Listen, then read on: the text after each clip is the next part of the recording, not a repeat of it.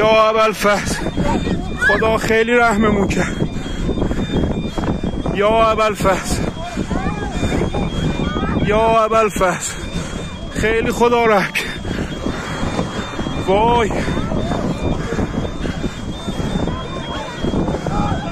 هواپیمامون با مصیبت واقعا دیگه فقط امام رضا. وای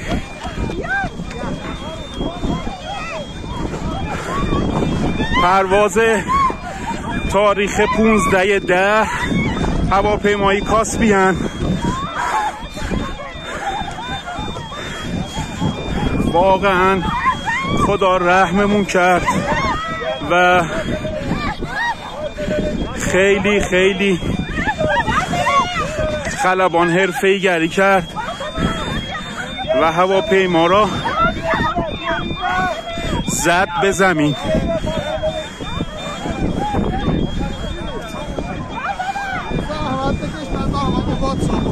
چشم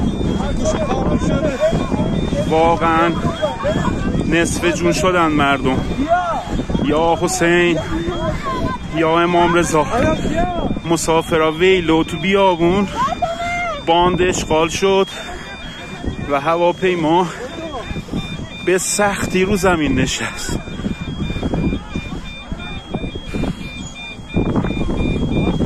تموم الارمای هواپیما روشن شد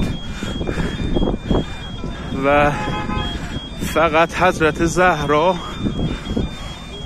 عنایتی کرد به ما. یا حسین